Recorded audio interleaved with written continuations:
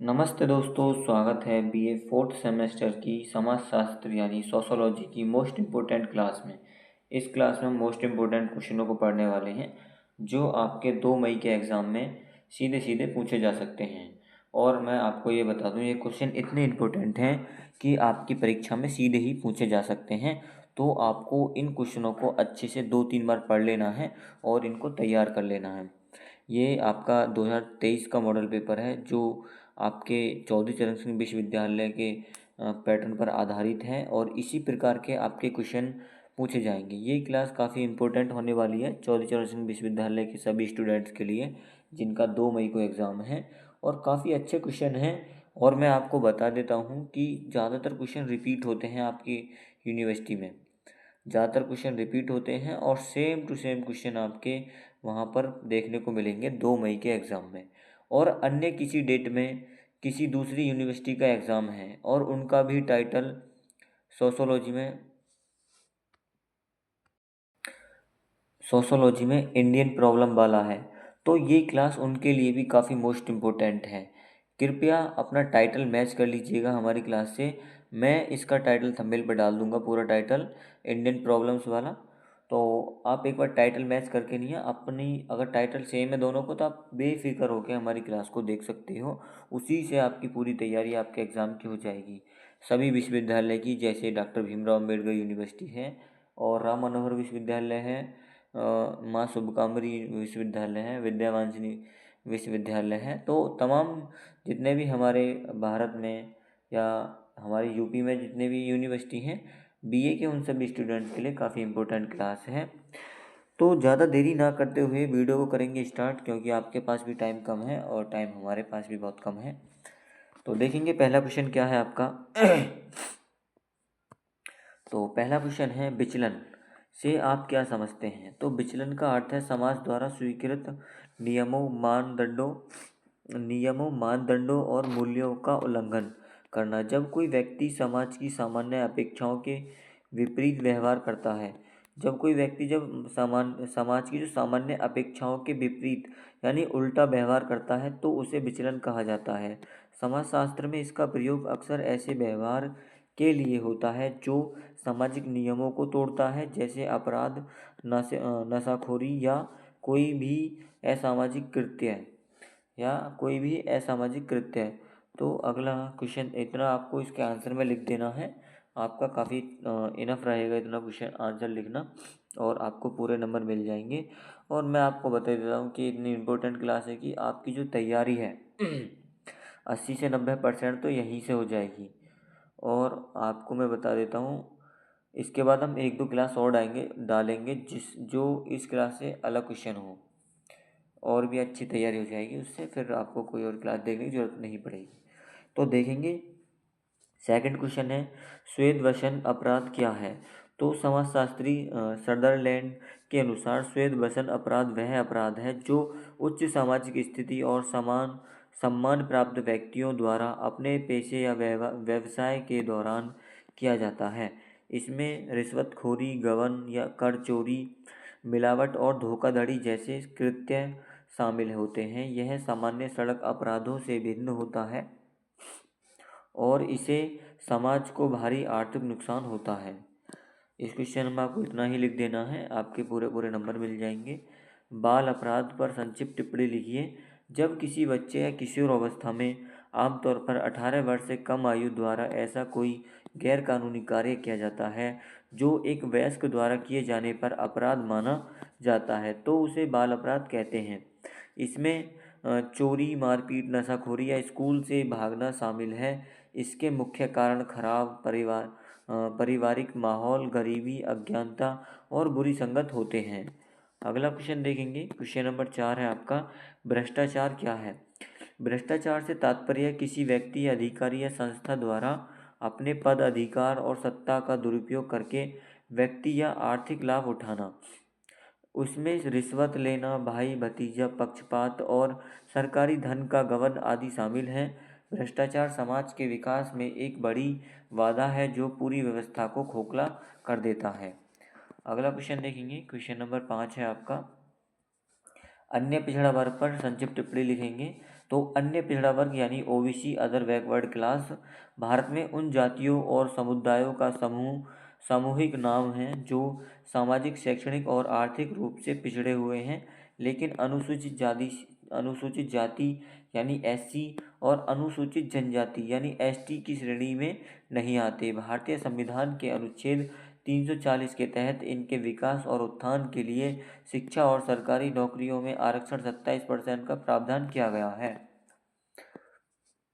अगला क्वेश्चन देखेंगे, question number मानव विकास से आप क्या समझते हैं। मानव विकास का अर्थ केवल आर्थिक वृद्धि या आय का बढ़ना नहीं, बल्कि लोगों के जीवन स्तर में समग्र सुधार करना है। इसमें शिक्षा, उत्तम स्वास्थ्य सुविधा, समानता और स्वतंत्रता के अवसरों का विस्तार शामिल है। महबूब उल हक और अमर्त्य सेन के अनुसार यह लोगों के विकल्पों को व्यापक बनाने की प्रक्रिया है जिसमें एक स्वस्थ और रचनात्मक जीवन जी सके। एक मिनट रुक जाओ। अगला क्वेश्चन देखेंगे, क्वेश्चन नंबर आपका 7वां क्वेश्चन है, वैश्वीकरण यानी ग्लोबलाइजेशन। वैश्वीकरण क्या है। वैश्वीकरण एक ऐसी प्रक्रिया है जिसके द्वारा रिश्वत की विभिन्न अर्थव्यवस्थाओं, समाजों, संस्कृतियों का एकीकरण होता है। इसके तहत व्यापार, निवेश, तकनीकी सूचना और लोगों का अंतर्राष्ट्रीय स्तर बिना किसी रोक टोक के आदान प्रदान होता है। वैश्वीकरण ने भौगोलिक दूरियों को कम करके पूरी दुनिया को एक वैश्विक गांव में बदल लिया है। क्या वैश्वीकरण से पूरी दुनिया की जो दूरी है, बहुत बहुत दूर के जो देश हैं उनको एक जगह जोड़ने का काम किया है और एक वैश्विक गांव यानी ग्लोबल विलेज बनाने का ग्लोबल विलेज में बदल दिया है। अगला क्वेश्चन देखेंगे, क्वेश्चन नंबर 8 है आपका केंद्र परिधि सिद्धांत से आप क्या समझते हैं। केंद्र परिधि सिद्धांत जो निर्भरता सिद्धांत से जुड़ा है के अनुसार दुनिया दो मुख्य भागों में बटी है। केंद्र विकसित अमीर और औद्योगिक देश और परिधि विकासशील गरीब और कृषि प्रधान देश। यह सिद्धांत बताता है कि कैसे केंद्र के देश परिधि के देशों के सस्ते श्रम और कच्चे माल का शोषण करके अमीर बने रहते हैं। इसमें परिधि के देश हमेशा पिछड़े और उन पर निर्भर रह जाते हैं। अगला क्वेश्चन देखेंगे, क्वेश्चन नंबर 9 है आपका वैश्विक ताप यानी ग्लोबल वार्मिंग से आप क्या समझते हैं। तो वैश्विक ताप ग्लोबल वार्मिंग का अर्थ है पृथ्वी के वायुमंडल और महासागरों के औसतन तापमान में होने वाली निरंतर वृद्धि से है। यह मुख्य रूप से मानवीय गतिविधियों जैसे जीवाश्म ईंधन, कोयला, पेट्रोल जलाने और वनों की कटाई के कारण होता है। इसे ग्रीन हाउस गैसें जैसे कार्बन डाइऑक्साइड का स्तर बढ़ता है, जिसके परिणाम स्वरूप जलवायु परिवर्तन और ग्लेशियर पिघलने जैसी गंभीर समस्या उत्पन्न हो रही हैं। क्वेश्चन नंबर 10 देखेंगे, घरेलू हिंसा से आप क्या समझते हैं। घरेलू हिंसा से तात्पर्य है किसी घर की चार दीवारी या परिवार के भीतर एक सदस्य या दूसरे सदस्य, आमतौर पर महिलाओं या बच्चों या बुजुर्गों के साथ किया गया दुर्व्यवहार। इसमें शारीरिक मारपीट, मानसिक प्रताड़न और भावनात्मक शोषण, आर्थिक रोक-टोक या यौन दुर्व्यवहार शामिल है। यह एक गंभीर सामाजिक और कानूनी अपराध है। सेक्शन बी देखेंगे, सेक्शन बी के क्वेश्चन है। अगला क्वेश्चन है तो साथियों मैं एक माफ़ी चाहूँगा, एक मेरे से गलती हो गई है। गलती ये है कि माइक का जो वो है मतलब पिन वो मैंने फ़ोन में नहीं लगाई, वो अलग ही रखी रह गई। और जो आप अभी मैंने पहले 10 क्वेश्चन पढ़ाए हैं वो फ़ोन की ही रिकॉर्डिंग से पढ़ाए हैं, जिससे आपको थोड़ी आवाज़ मंदी आने की प्रॉब्लम हो सकती है। तो उसके लिए मुझे माफ़ करना। और अब मुझे ध्यान आ गया तो मैंने माइक भी लगा लिया है। तो देखें, हाँ, तो क्वेश्चन है श्वेत वसन अपराध के कारणों की विवेचना कीजिए। तो प्रसिद्ध समाजशास्त्री एडविन सदरलैंड ने श्वेत वसन अपराध यानी वाइट कॉलर क्राइम की अवधारणा दी। यह वह अपराध है जो उच्च सामाजिक स्थिति और प्रतिष्ठान व्यवसाय वाले व्यक्तियों द्वारा अपने पैसे के दौरान किया जाता है। इसके प्रमुख कारण निम्नलिखित हैं। पहला कारण है आर्थिक लालसा और भौतिकवाद। तो आज के पूंजीवाद समाज में सफलता का पैमाना पैसा बन गया है। अधिक से अधिक धन कमाने और विलासितापूर्ण जीवन जीने की अंधी चाहत उच्च वर्ग के लोगों को भ्रष्टाचार, गबन और कर चोरी जैसे आर्थिक अपराधों की ओर धकेलती है। दूसरा क्या है? दूसरा कारण है व्यावसायिक प्रतिस्पर्धा। आधुनिक व्यापार में गलाकाट प्रतिस्पर्धा है। कई बार व्यापारी या कंपनी अपने प्रतिद्वंद्वियों से आगे निकलने और टेंडर या कॉन्ट्रैक्ट हासिल करने के लिए अनुचित और गैर कानूनी तरीकों जैसे रिश्वतखोरी का सहारा लेते हैं। अनुचित और गैर कानूनी यानी जो अनुचित गैर कानूनी तरीके होते हैं जैसे रिश्वतखोरी, दलाली, यही सब का सहारा लेते हैं। कानून जटिलताएं और खामियां। व्यापार, कर और कॉर्पोरेट कानून बहुत जटिल होते हैं। श्वेत वसन अपराधी अक्सर उच्च शिक्षित होते हैं। वे वकीलों और चार्टर्ड अकाउंटेंट की मदद से कानूनी खामियों का फायदा उठाते हैं और सजा से बच जाते हैं। नैतिक पतन। अगला कारण है नैतिक पतन। व्यावसायिक नैतिकता में भारी गिरावट आई है। लोग अपने स्वार्थ के लिए समाज और देश के हितों को नुकसान पहुंचाने में संकोच नहीं करते। सजा का कम डर। चूंकि ये अपराधी समाज के प्रभावशाली और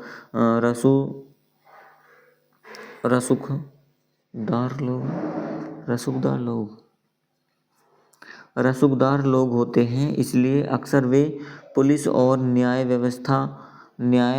व्यवस्था को प्रभावित कर लेते हैं, जिससे उनमें कानून का डर नहीं रहता।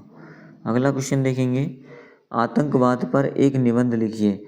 आतंकवाद आज के समय में संपूर्ण मानवता के लिए एक गंभीर खतरा बन चुका है। आतंकवाद से तात्पर्य है अपने राजनीतिक, धर्म या वैचारिक उद्देश्यों को प्राप्त करने के लिए निर्दोष लोगों के खिलाफ हिंसा, हत्या और भय के सुनियोजित उपयोग से है। अगला इसके कारण क्या हैं?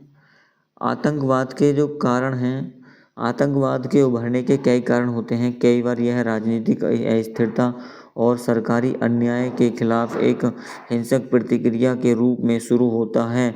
इसके अलावा धार्मिक कट्टरपंथ और ब्रेन वॉशिंग युवाओं को गुमराह करके आतंकवादी संगठनों की ओर आकर्षित करते हैं। गरीबी, बेरोजगारी और अशिक्षा भी ऐसे कारक हैं जिनका फायदा उठाकर आतंकवादी संगठन भले भाले युवाओं को धन का लालच देकर अपने साथ मिला लेते हैं। कुछ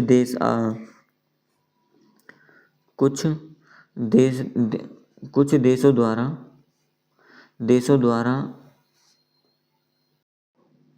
छद्म युद्ध के रूप में आतंकवाद को प्रायोजित किया जाता है। इसके प्रभाव क्या होते हैं? आतंकवाद का समाज पर अत्यंत विनाशकारी प्रभाव पड़ता है। इससे भारी संख्या में जन माल की हानि होती है। समाज में हमेशा डर और असुरक्षा का माहौल बना रहता है। इसके कारण देशों का आर्थिक विकास रुक जाता है, विदेशी निवेश कम हो जाता है और पर्यटन उद्योग बुरी तरह प्रभावित होते हैं।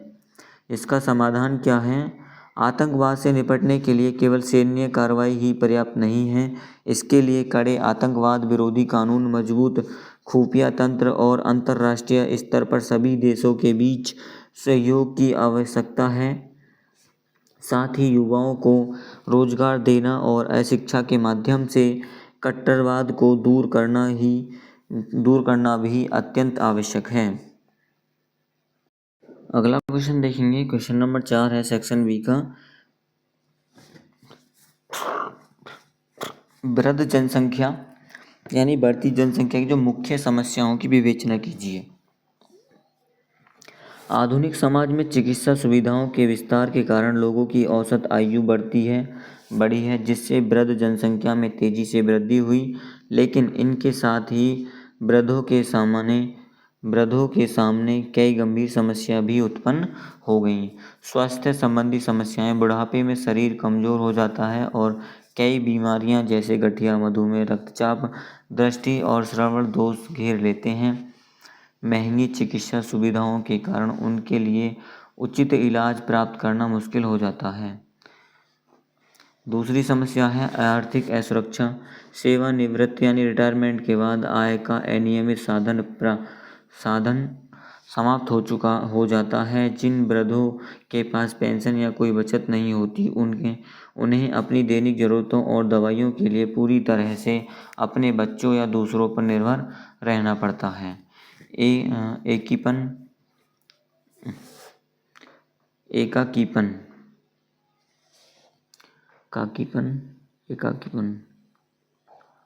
मनोवैज्ञानिक समस्याएं। ये कैसी समस्या है एकाकीपन? तो देखेंगे जैसी भी है, एकाकीपन और मनोवैज्ञानिक समस्याएं। औद्योगिकरण के कारण संयुक्त परिवार टूट रहे हैं और एकाकी परिवार बढ़ रहे हैं।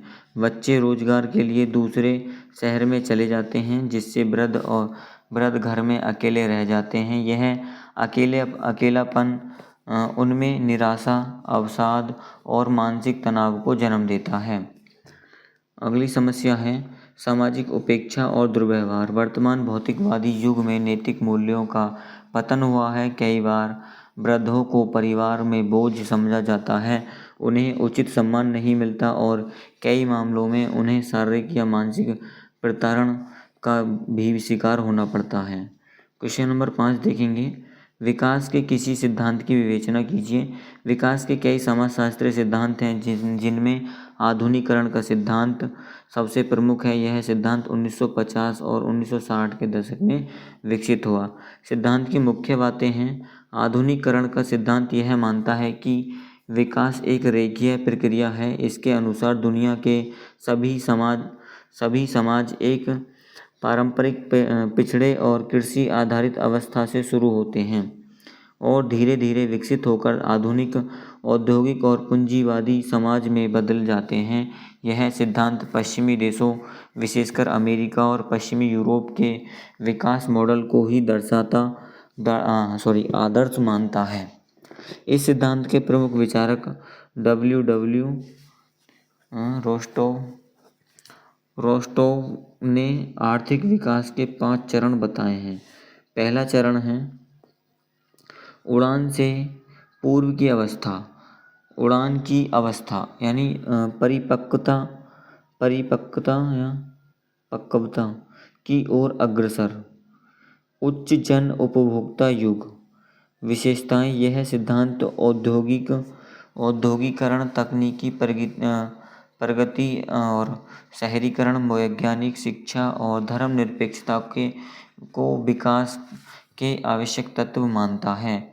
आलोचना, इस सिद्धांत की कड़ी आलोचना यह कहकर की जाती है कि यह पूरी तरह से पश्चिमी मानसिकता पर आधारित है। यह विकासशील और गरीब देशों की अपनी विशिष्ट संस्कृति और स्थानीय परिस्थितियों को नज़रअंदाज करता है और साथ ही यह इस बात को नहीं समझ पाता कि गरीब देश अपनी पूरी कोशिश के बाद भी अमीर क्यों नहीं बन पा रहे, जिससे बाद में निर्भरता के सिद्धांत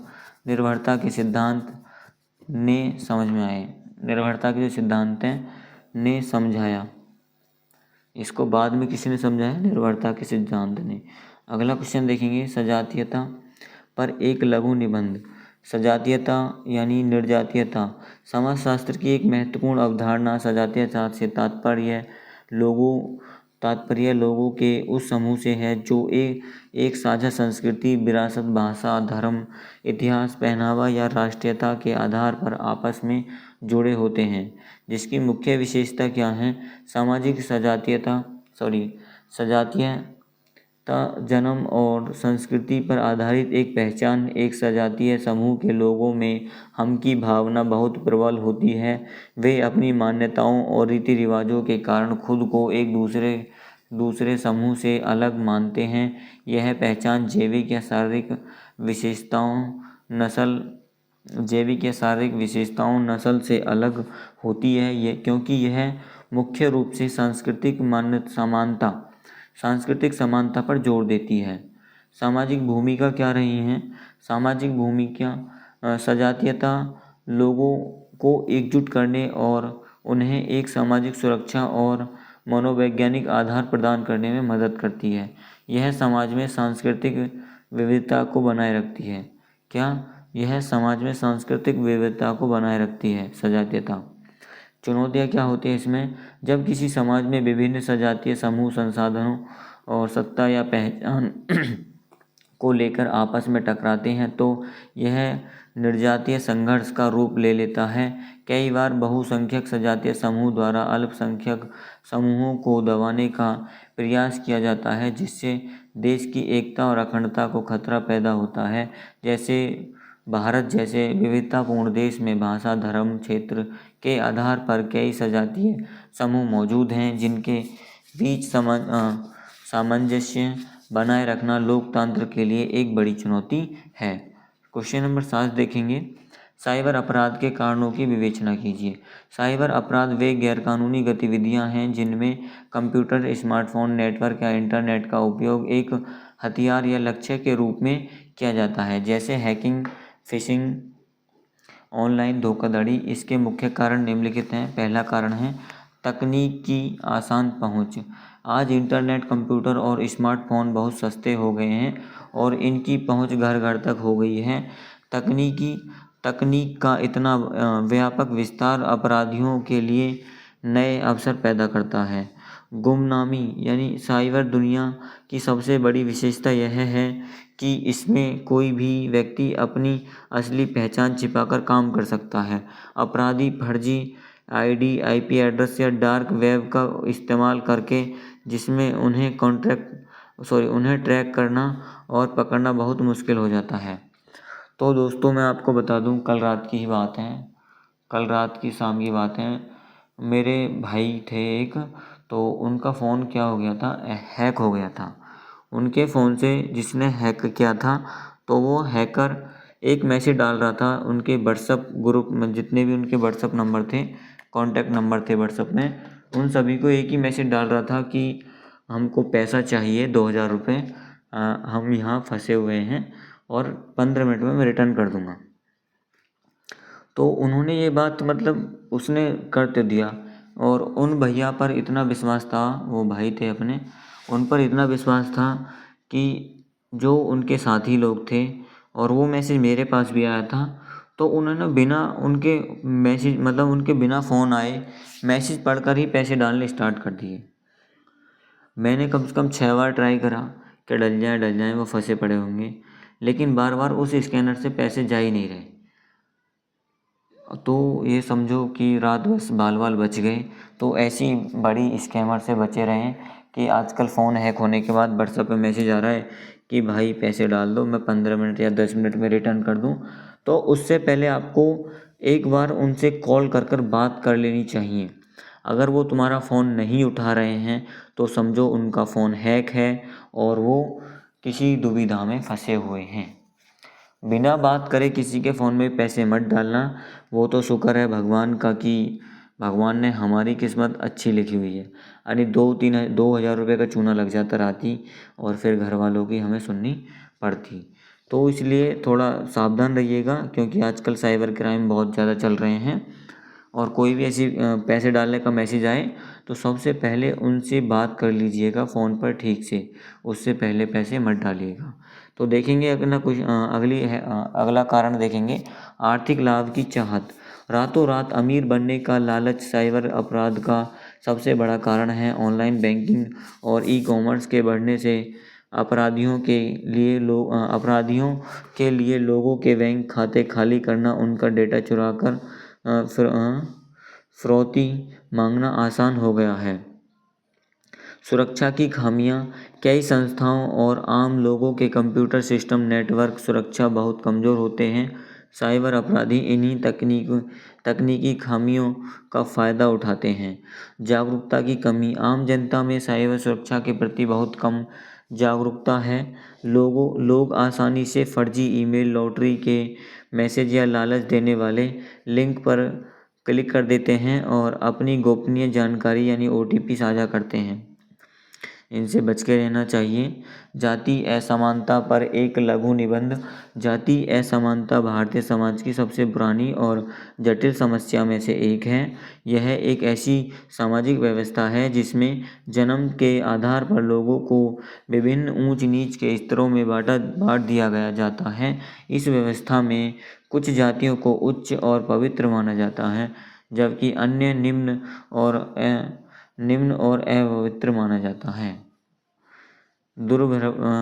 दुष्प्रभाव, जाति असमानता के कारण समाज का एक बड़ा हिस्सा सदियों तक बुनियादी मानवाधिकारों से वंचित रहा है। इसका सबसे क्रूर रूप अस्पृश्यता यानी छुआछूत के रूपों में सामने आया है, जहां निम्न मानी जाने वाली जातियों को शिक्षा प्राप्त करने और सार्वजनिक कुओं से पानी पीने या मंदिरों में प्रवेश करने का मनाही यानी उनको अधिकार नहीं था। इसके कारण समाज में गहरे आर्थिक और शैक्षणिक भेदभाव पैदा हुए, जिससे दलित और पिछड़े वर्ग विकास की दौड़ में बहुत पीछे रह गए। वर्तमान स्थिति और समाधान क्या है? स्वतंत्रता के बाद भारतीय संविधान के अनुच्छेद 15 और 17 के तहत जातिगत भेदभाव और छुआछूत को गैर कानूनी घोषित किया गया। सामाजिक न्याय सुनिश्चित करने के लिए शिक्षा और सरकारी नौकरियों में आरक्षण की व्यवस्था की गई। औद्योगिकरण और शहरीकरण के कारण जातिगत बंधन कुछ ढीले जरूर पड़े हैं, लेकिन आज भी राजनीति, विवाह और ग्रामीण समाज की मानसिकता में गहराई से जड़ें जमाए हुए हैं। इसे पूरी तरह समाप्त करने के लिए शिक्षा का व्यापक प्रसार, अंतरजातीय विवाह को प्रोत्साहन और सामाजिक दृष्टिकोण में बदलाव अत्यंत आवश्यक है। क्वेश्चन नंबर 9 देखेंगे। आत्महत्या की परिभाषा लिखिए, इसके प्रकारों का वर्णन कीजिए। तो क्या है? सामान्य तौर पर आत्महत्या को अपने ही हाथों अपना ही जीवन समाप्त करने के रूप में देखा जाता है, लेकिन प्रसिद्ध फ्रांसीसी समाजशास्त्री एमिल दुर्खिम ने इसे एक अलग ही दृष्टिकोण से परिभाषित किया। अपनी पुस्तक में उन्होंने क्या बताया? अपनी पुस्तक ली सुसाइड 1897 में दुर्खिम ने कहा कि आत्महत्या कोई व्यक्तिगत मनोवैज्ञानिक या आनुवंशिक कृत्य नहीं है, बल्कि यह एक सामाजिक तथ्य है। व्यक्ति समाज से कितना जुड़ा हुआ है या समाज का उस पर कितना नियंत्रण है, यही आत्महत्या का मुख्य कारण होता है। दुर्खिम के आत्महत्या के 4 प्रमुख प्रकार हैं। अहंवादी आत्महत्या, जब कोई व्यक्ति समाज या अपने समूह, परिवार, समुदाय से पूरी तरह कट जाता है और अत्यधिक अकेलापन महसूस करता है, तब वह यह आत्महत्या करता है। इसमें सामाजिक एकीकरण का अभाव होता है। परार्थवादी आत्महत्या, यह अहंवादी आत्महत्या के बिल्कुल विपरीत है। इसमें व्यक्ति समाज का समूह से इतना अधिक जुड़ जाता है कि समूह के हित या सम्मान के लिए खुशी खुशी अपनी जान दे देता है। उदाहरण के लिए सती प्रथा, सेना के जवान का बलिदान या आत्मघाती हमलावर। विसंगतिपूर्ण या अप्रतिमानित आत्महत्या, जब समाज में अचानक कोई बड़ा परिवर्तन आता है, जैसे अचानक आर्थिक मंदी या बहुत बड़ी लॉटरी लग जाना और समाज के नियम टूट जाते हैं या दिशाहीन हो जाते हैं, तब उत्पन्न हताशा के कारण लोग यह आत्महत्या करते हैं। भाग्यवादी आत्महत्या, जब समाज के नियमों व्यक्ति पर बहुत अधिक कठोर और दमनकारी हो जाते हैं, जिससे उसका जीवन दमघोटू हो जाता है। और भविष्य की कोई उम्मीद नहीं बचती, तब वह भाग्यवादी आत्महत्या करता है। उदाहरण के लिए दासों या कैदियों या द्वारा दी जाने वाली आत्महत्या। क्वेश्चन नंबर 10 है आपका, सतत विकास का क्या समकालीन परिदृश्य में इसके महत्व की विवेचना कीजिए। सतत विकास का अर्थ एवं परिभाषा।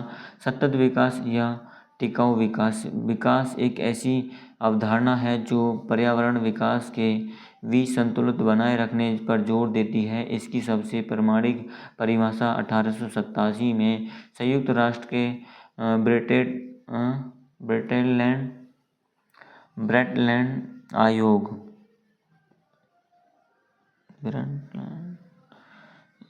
आयोग द्वारा की गई थी। क्या है सतत विकास? वह विकास है जो भविष्य की पीढ़ियों की अपनी ज़रूरतों को पूरा करने की क्षमता और समझौते किए बिना वर्तमान पीढ़ी की ज़रूरतों को पूरा करता है। सरल शब्दों में इसका अर्थ है प्राकृतिक संसाधनों जल, जंगल, कोयला, पेट्रोलियम आदि का इस प्रकार से उपयोग करना कि आज की हमारी आवश्यकता भी पूरी हो जाए और आने वाली पीढ़ियों के लिए भी ये संसाधन बचे रहें। यह केवल आर्थिक जीवन की बात है, बल्कि आर्थिक विकास, सामाजिक समानता और पर्यावरण संरक्षण, इन तीनों स्तंभों को एक साथ लेकर चलता है। समकालीन परिदृश्य में सतत विकास का महत्व। आज के औद्योगिकरण और आधी भौतिक दौड़ में सतत विकास की आवश्यकता और महत्व बहुत अधिक बढ़ गया है, जिसे निम्नलिखित बिंदुओं से समझा जा सकता है।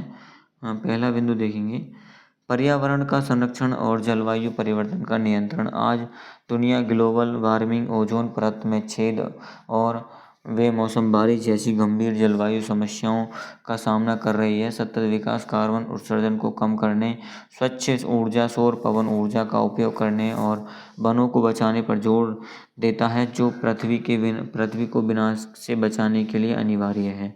प्राकृतिक संसाधनों का न्यायसंगत उपयोग। कोयला, पेट्रोलियम और भूजल जैसे संसाधन सीमित हैं। यदि वर्तमान दर से इनका अंधाधुंध दोहन होता रहा तो भविष्य में ऊर्जा जल का भारी संकट पैदा हो जाएगा।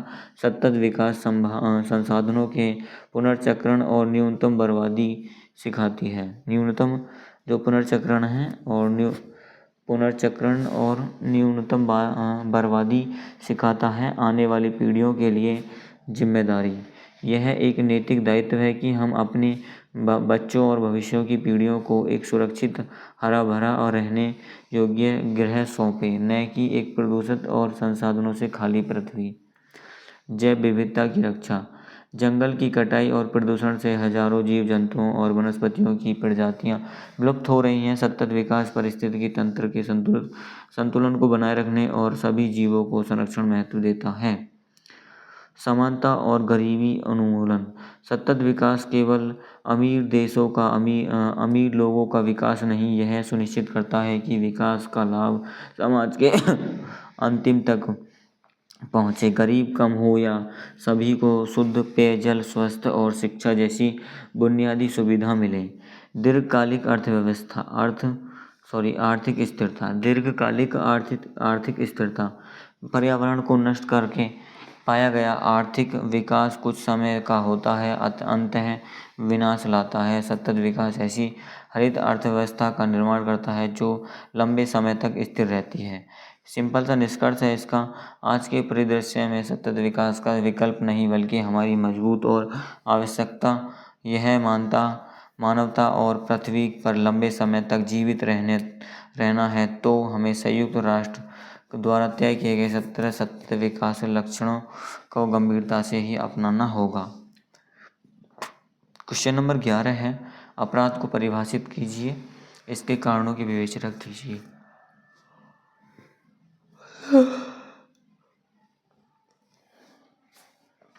अपराध को सामान्यतः एक ऐसे कृत्य के रूप में परिभाषित किया जाता है जो राज्य या समाज द्वारा बनाए गए कानूनों का उल्लंघन करता है और जिसके लिए कानूनी रूप से दंड का प्रावधान होता है। समाजशास्त्रीय दृष्टिकोण से अपराध समाज के स्थापित नैतिक मूल्यों, प्रतिमानों और नियमों का ऐसा उल्लंघन है जिससे समाज की शांति और व्यवस्था भंग होती है। प्रसिद्ध समाजशास्त्री सदरलैंड के अनुसार अपराध वह कार्य है जो समूह के कानूनों का उल्लंघन करता है जिसके पास उन्हें लागू करने की शक्ति होती है। हॉल के अनुसार आपको ना सोशियोलॉजी में एक विद्वान की परिभाषा, समाजशास्त्र की परिभाषा याद जरूर कर लेनी है और उसको आप लिख आए तो आपको नंबर पूरे मिलते हैं। अपराध वह कृत्य है जो कानून द्वारा निषिद्ध है और समाज के लिए हानिकारक है। अपराध के प्रमुख कारण हैं।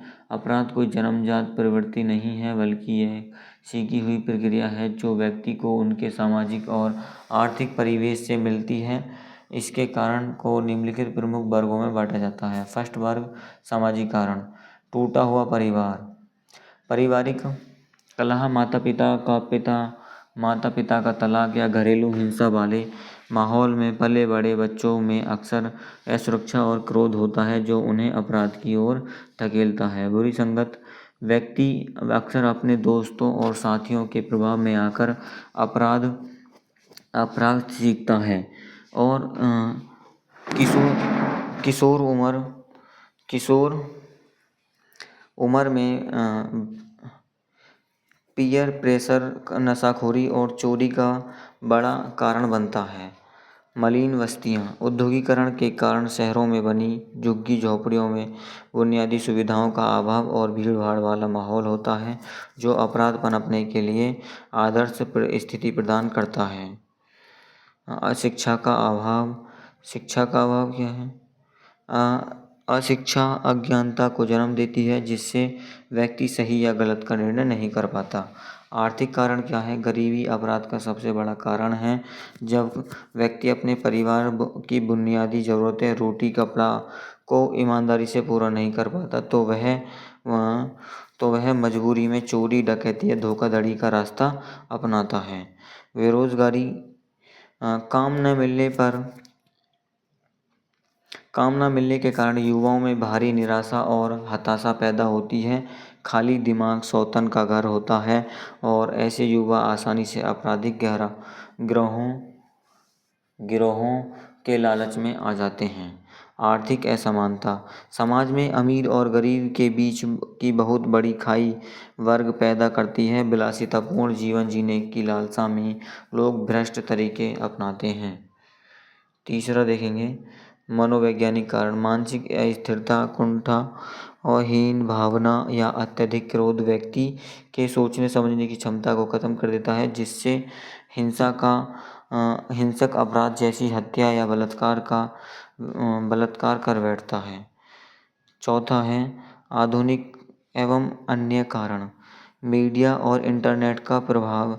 हिंसक फिल्मों, वेब सीरीज और इंटरनेट पर अश्लील या भड़काऊ सामग्री युवाओं के मस्तिष्क पर नकारात्मक प्रभाव डाल रही है। कमजोर कानून व्यवस्था, पुलिस तंत्र का भ्रष्ट होना और न्याय मिलने में देरी होना अपराधियों के हौसले का बढ़ावा देती है क्योंकि उनमें सजा का डर नहीं रहता। निष्कर्ष, अपराध एक बहुआयामी समस्या है जिनके लिए कोई एक कारण जिम्मेदार नहीं। इसे रोकने के लिए सशक्त कानून के साथ साथ गरीबी दूर करना और रोजगार पैदा करना और समाज में नैतिक मूल्यों को बढ़ावा देना अत्यंत आवश्यक है। क्वेश्चन नंबर 12 देखेंगे। विकास की अवधारणा को स्पष्ट कीजिए। आर्थिक एवं सामाजिक विकास में अंतर स्पष्ट कीजिए। विकास की अवधारणा। विकास एक व्यापक सकारात्मक अवधारणा है। सामान्य शब्दों में विकास का अर्थ है समाज में होने वाले ऐसे क्रमिक और प्रगतिशील बदलाव से है जो लोगों के जीवन और कल्याण और सुख सुविधाओं में गुणवत्ता सुधार लाता है।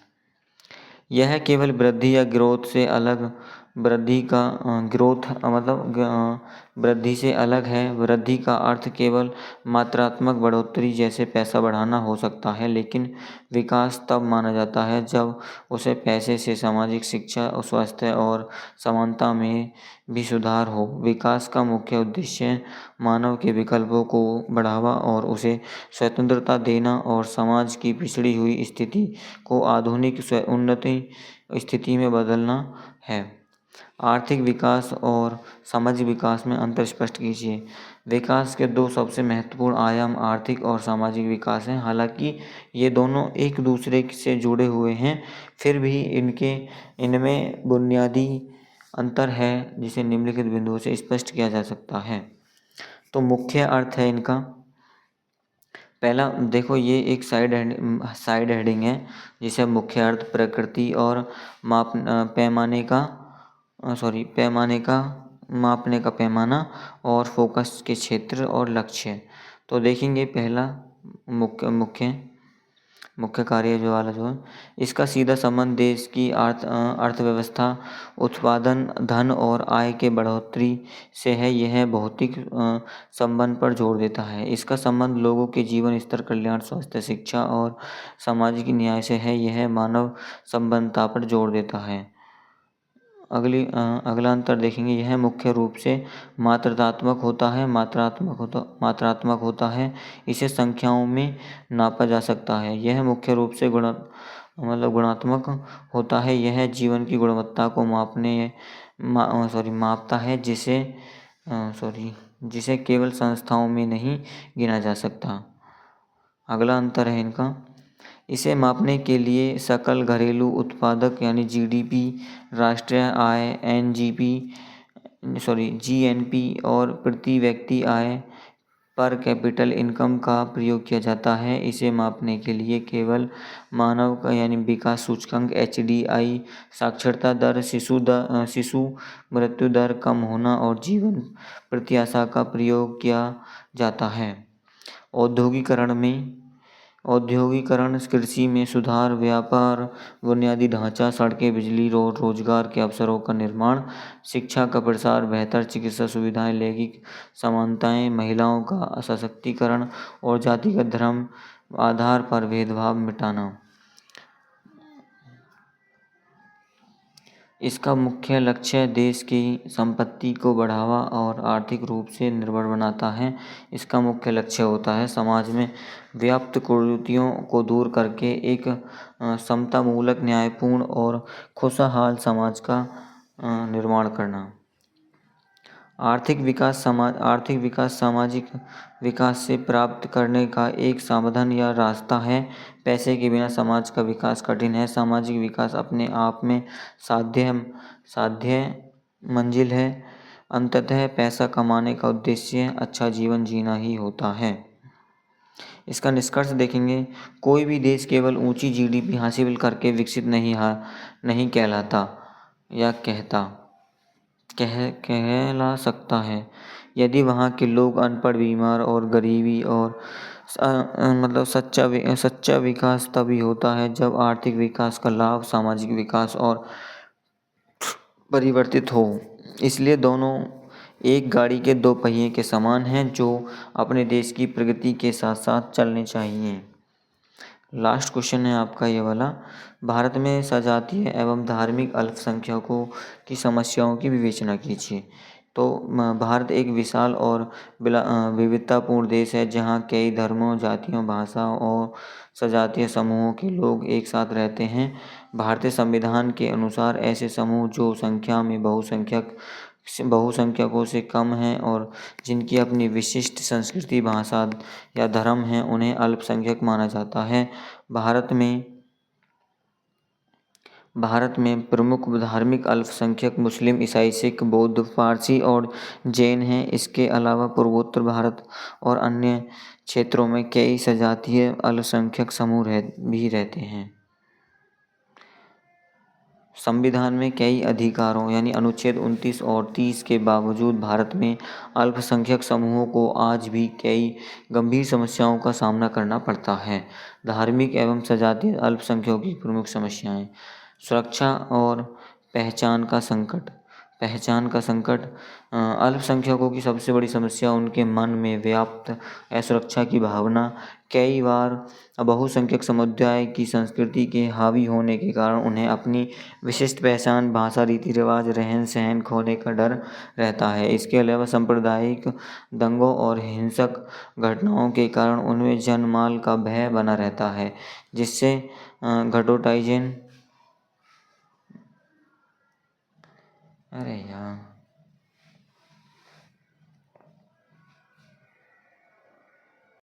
गैटोइजेशन, एक ही समुदाय के लोगों का डर कर किसी एक खास बस्ती में सिमट जाना की प्रवृत्ति बढ़ाती है।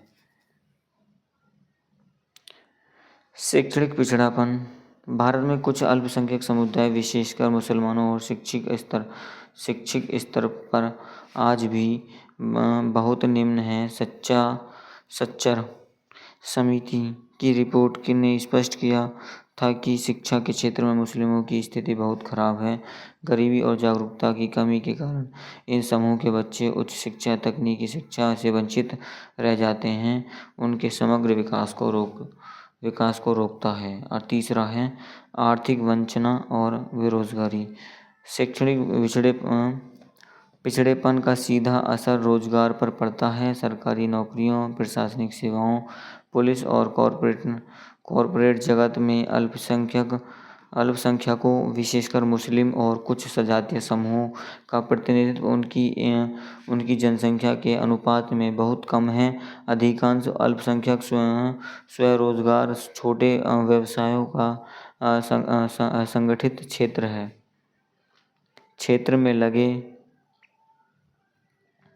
क्षेत्र में लगे हुए हैं, जहां आय कम और असुरक्षा अधिक। राजनीतिक प्रतिनिधित्व की कमी, लोकतंत्र में संख्या बल का बहुत महत्व होता है। कई बार राजनीतिक दल बहुसंख्यक तुष्टीकरण के कारण अल्पसंख्यकों को उचित टिकट नहीं देते। संसद और राज्य विधानसभा में अल्पसंख्यकों का प्रतिनिधित्व लगातार घट रहा है। राजनीतिक सत्ता में भागीदारी कम होने से उनके मुद्दों और समस्याओं को नीतियां बनाते समय उचित प्राथमिकता नहीं मिल पाती है। पूर्वाग्रह और भेदभाव, समाज में कई बार अल्पसंख्यकों के प्रति नकारात्मक रूढ़ियां और पूर्वाग्रह बना लिए जाते हैं। सजातीय अल्पसंख्यकों जैसे पूर्वोत्तर के लोगों को अक्सर मुख्य भूमि भारत में नस्लीय भेदभाव और अलगाव का सामना करना पड़ता है। इसी तरह धार्मिक अल्पसंख्यकों को कई बार संदेह की दृष्टि से देखा जाता है या उन्हें रोजगार व कम मकान किराए पर लेने में रोजमर्रा के भेदभाव का सामना करना पड़ता है। इसका निष्कर्ष देखेंगे, भारत की असली ताकत उसकी विविधता और अनेकता में एकता है।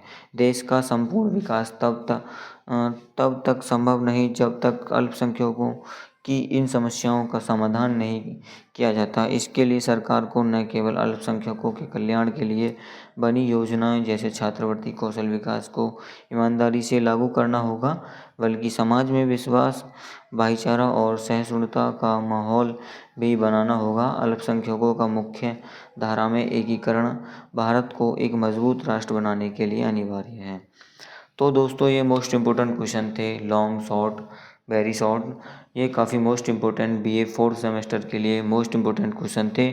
ये 2 मई का जो पेपर है सोशोलॉजी का इंडियन प्रोग्राम वाला, वो इसी प्रकार का आपका एग्ज़ाम आने वाला है। तो इसको आप चार्ट लीजिएगा। चौधरी चरण सिंह विश्वविद्यालय के लिए काफ़ी इम्पोर्टेंट क्लास है। और मैं आपको बता देता हूँ, अगर आपने अभी हमारे चैनल को सब्सक्राइब नहीं किया है तो आप सब्सक्राइब कर लीजिएगा, जिससे आपको हमारी क्लास की नोटिफिकेशन जल्द से जल्द मिलती रहेगी। और अपने दोस्तों के साथ क्लास को शेयर भी कर दीजिएगा, जिससे उनकी भी मदद हो जाए। बस इतना ही है, शेयर कर दीजिएगा या कॉलेज ग्रुप में डाल दीजिएगा, पर हमारे सब्सक्राइब भी बढ़वाइएगा। तो आप सभी कैसे हैं, इसके लिए आप कमेंट बॉक्स में बता सकते हो हमें। और अगली वीडियो किस सब्जेक्ट पर चाहिए, कब पेपर है, उसकी डेट लिख के भी बता भी सकते हो। मिलते हैं फिर नेक्स्ट वीडियो में, तब तक के लिए जय हिंद जय भारत।